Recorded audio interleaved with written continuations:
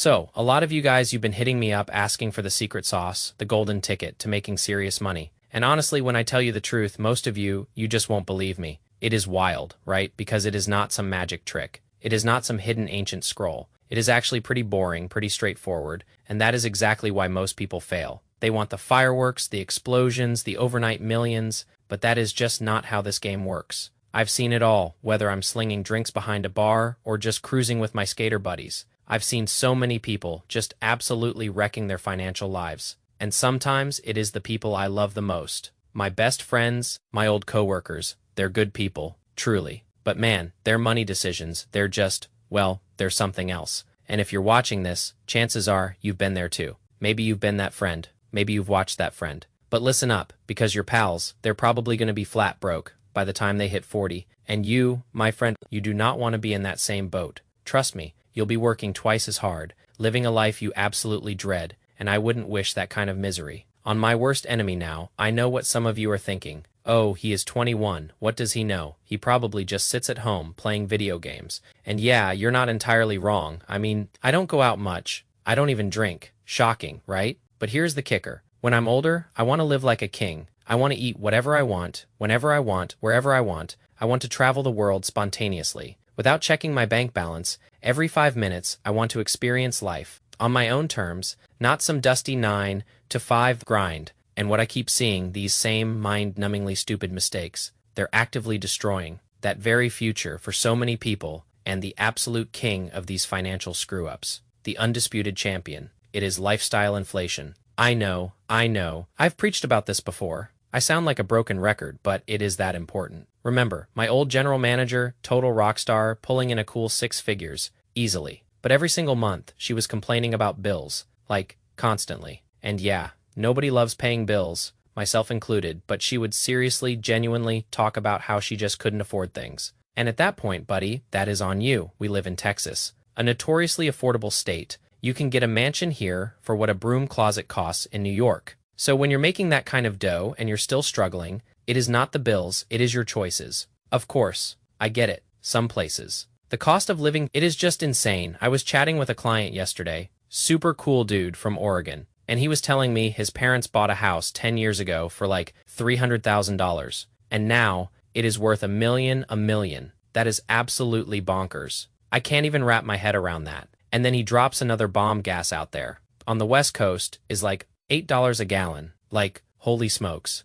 That is just wild. Sorry for all the cussing, but this stuff, it really gets me going. It is my passion. And to me, lifestyle inflation, it is literally the easiest thing to fix. You just don't change how you live. You just keep living exactly how you were living before. You probably don't even remember this. But a few months back, I told you about this economics professor I met at the gym, super smart guy, and his entire strategy for fixing the US national debt is just to go back a few years, see how we were living then, and recreate that. It is brilliant. You get a raise. That is awesome, truly. But that doesn't mean you suddenly need a brand new car. That is where so many people fall head first into the trap. New cars. They're a financial black hole. They lose value faster than you can say depreciation. In an ideal world, you'd only buy a car that you can afford. In cold, hard cash, there is no reason, absolutely no reason, to pile on more monthly expenses if you just invested $200 a month. At average market returns for 20 years, you'd be looking at almost $120,000.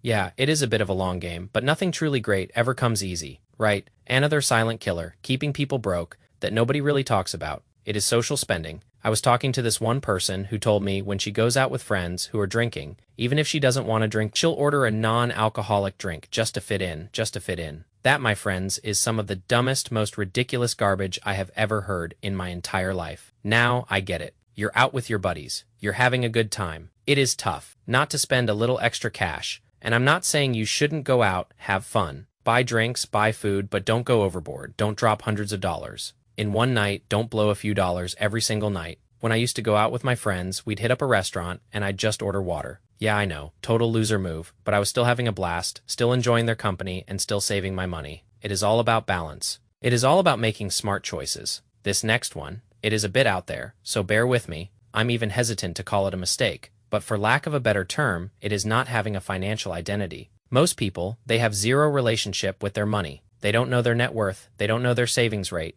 they just have no clue. What is actually going on? I've met so many people who get so anxious just thinking about investing that they just don't do it. I actually saw this clip from Tony Robbins where he was talking about identity and he used smoking. As an example, if you were a smoker and you were trying to quit, but you still identified as a smoker, and someone offered you a cigarette, you might ask, what kind is it? But if you quit smoking and you no longer identify as a smoker, you'd automatically just say no. It is a subtle but powerful shift. And this is a very roundabout way of me saying, if you just start to identify yourself as someone who, at the very least, has some idea of what is going on with your finances, you'll slowly but surely start to pick it up. And a fantastic way to do this that nobody talks about enough is just to look at your bank account. Regularly, if you check it daily or even weekly, you'll get a much clearer picture of what is flowing in and what is flowing out. You'll also get a little desensitized, so you won't be as anxious when you think about it. And if you look at your credit card statement, you'll actually remember to pay some of that stuff off. I've personally had times where I've forgotten to check my Capital One account for weeks, and I'm like, holy smokes, what is happening with my credit card? And I distinctly remember those were the times I felt the most uncertain and out of control. This is literally the easiest thing you can do. And I can tell you from personal experience, it will make you more confident in yourself and more confident in your finances. And if you really want to take it up a notch, start budgeting. I know, it is a little extra work, but that will definitely put you a step ahead. The vast majority of people on this planet, they don't budget. The next colossal mistake people make is waiting for the right time. Even I do this. I talked about it a bit in my last video. But recently, I've been leaving my investing in the hands of God. I've been watching a couple of different stocks, and I've set super low price targets on them. If they hit, I'll buy in heavily, and if they don't, well, then I'll just take that as a sign that I need to keep surviving on my money for a little bit longer. The whole reason I'm doing this is because I'm not making consistent money from real estate yet, which I think is good justification. But these stocks, they have left me, and it does sting a bit. And if I had the same mindset a few months ago when I was getting paid bi-weekly, I wouldn't have bought half the stocks that I bought into, and therefore I wouldn't have captured half the gains that I got. Some people say, I'll start investing when I have more, or I'll get serious about money when I make more. And this is such a dangerous mindset because it cuts off so much potential. And it is not even just with investing. This is literally everything. On the planet, there is that whole scene from Rocky where Apollo keeps saying there is no tomorrow, and another example from my life is this YouTube channel. Right now, it is a hobby. Hopefully someday soon, it'll be a side hustle. But regardless, I've been having a lot of fun. I'm growing as a person. I'm growing as an investor. And a lot of people just don't get to experience this. They don't start certain hobbies or side hustles. For whatever reason, I was going to skip this next mistake because it is a bit played out. But for a lot of people, it is true. If you're hanging out with the wrong crowd, it will most likely have an effect on you. And I don't believe in peer pressure. But this extends past drinking or doing drugs. If everyone around you is comfortable with living a certain lifestyle, you'll normalize it. And this can be anything. I'm looking at a dusty guitar in the corner of my room, but if I was hanging out with musicians all the time, I'd probably be shredding. And it doesn't even have to be your peers. It could be something like your job. I have a friend who works at an oil refinery, and it is very taxing. He has told me it has interfered with some of his coworkers' personal lives. It drives a wedge. In relationships, it causes people to start drinking, to start smoking, and it causes some of his coworkers to just be super toxic and annoying to work with. And I know him, I know you watching this, and I know other people have to provide for their families. But if your job is this much of a detriment to you, you have to start coming up with some type of plan. I've sat and I've talked to him. He is game planning his way out. None of this stuff is complicated. The people who end up with money aren't smarter. They just made different decisions consistently over time. It is just like the gym.